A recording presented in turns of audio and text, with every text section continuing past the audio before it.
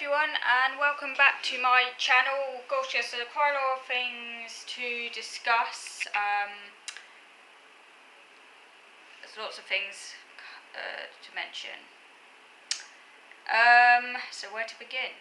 I think I will start with an article I came across recently that I thought was very interesting, called Does the... I can never pronounce this word. Is it heterogeneity or heterogeneity? I'm probably mispronouncing it. It's one of those words which I swear I'm mispronouncing. Does the heterogeneity of autism undermine the neurodiversity paradigm? And this article was written by Jonathan A. Hughes in June of 2020. Now, Jonathan A. Hughes is... Where did I write it down? Put it down somewhere. I thought I had it written down. Jonathan A. He's the author of this piece. I can't find it. How annoying. Doesn't matter too much. Anyway, sorry, it's written by Jonathan A. Hughes. He's an academic anyway, and he's from the UK. Now, this article is really interesting, so I'm just going to run through some of the main points. So he looks at the central claims of the neurodiversity paradigm, and he draws a very clear distinction between the neurodiversity paradigm, which is a set of claims, beliefs, assumptions, frames of reference, ways of looking, questions asked, and so on, which is distinct from, but informs the neurodiversity movement. So the central claims of the neurodiversity paradigm is that autism, etc., are not disorders because they are not intrinsically harmful, and that they are valuable and natural parts of human variation. But the heterogeneity, I'm probably mispronouncing that word, the heterogeneity of autism at the behavioural and causal levels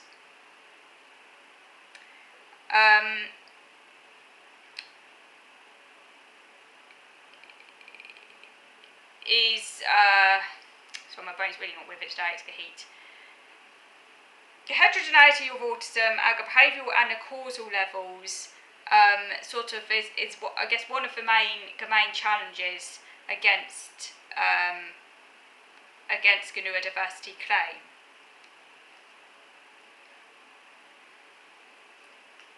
The argument is that at the behavioural level, this encompasses ways of being autistic that are harmful in ways that cannot be wholly attributed to discrimination or any unjust social arrangements, challenging the claim that autism is not a disorder.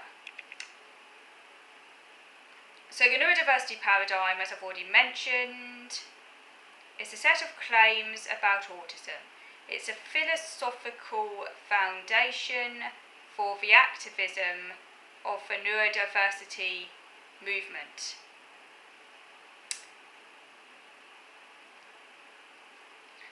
The main claims of the neurodiversity paradigm,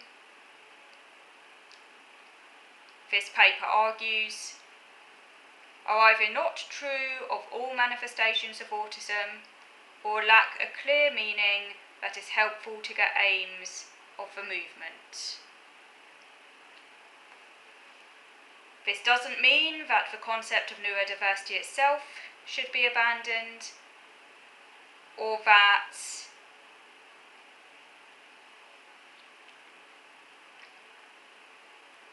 many of the kinds of policy typically argued for should be abandoned, it does suggest that this should not be argued for by appeal to the claims of the neurodiversity paradigm.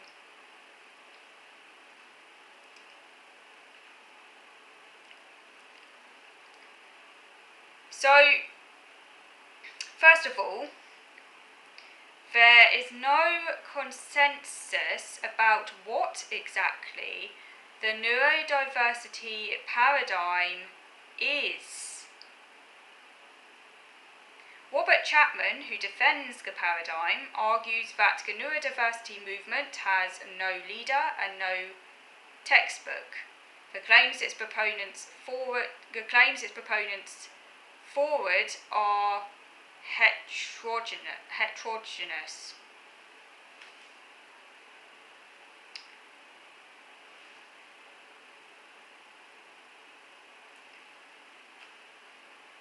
Now, elements of the non-disorder claim can be found in Judith Singer's account.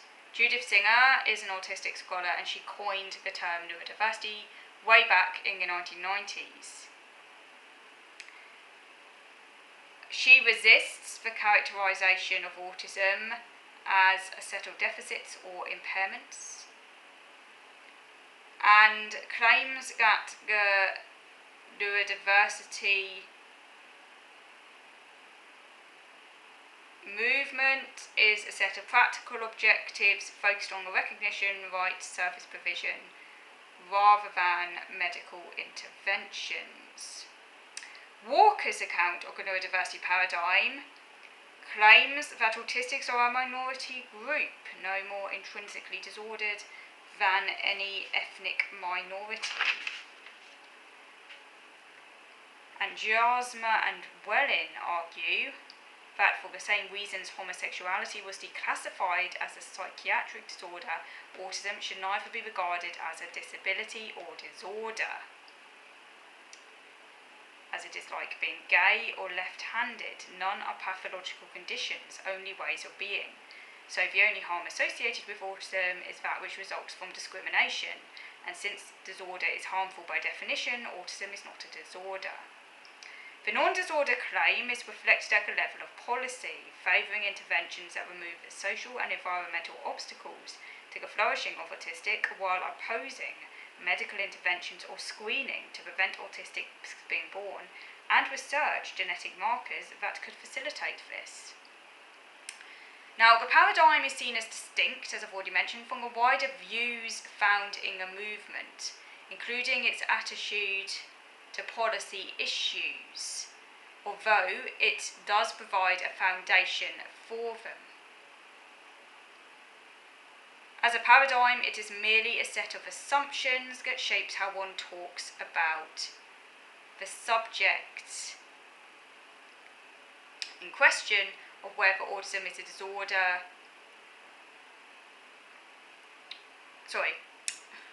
As a paradigm, it is merely a set of assumptions that shapes how one talks about the subject.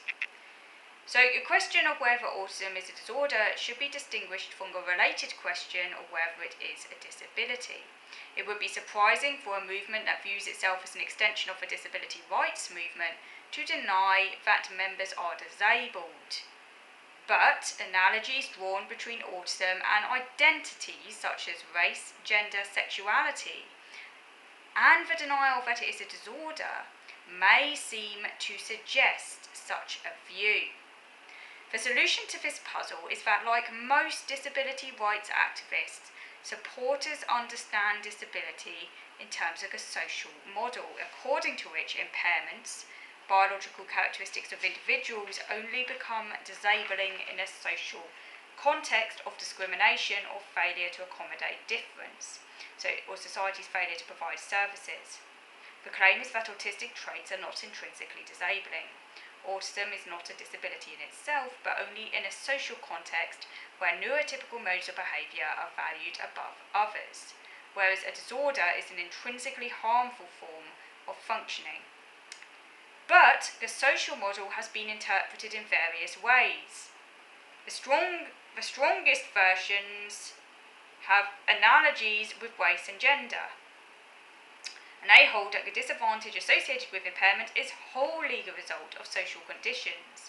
The more nuanced accounts view disability as resulting from the interaction of internal and contextual factors, while acknowledging that the effects of the former, that's to say internal factors, cannot always be eliminated by changing the environment. So this model could recognise the importance of social factors in determining the impact of autistic traits without denying that they may sometimes be intrinsically disadvantageous. And this is also known as the relational or interactional model. That's the model, by the way, that I subscribe to. It makes common sense to me. I do believe that autism is an intrinsic disability which will be disabling in any society, even in a utopian, the most utopian society you can imagine. I still think autism will be intrinsically disabling, but I think that, you know, depending on the type of society you live in, it is more or less disabling, but I think it will always be a disability. But I think that the weight of social versus biological factors will obviously vary from person to person, depending on the intrinsic, I guess you could say, severity of the intrinsic autism.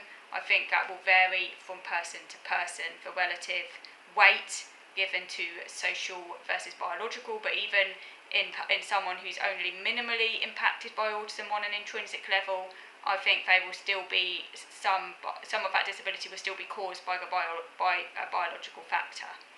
Okay, so moving over to video number 2 now.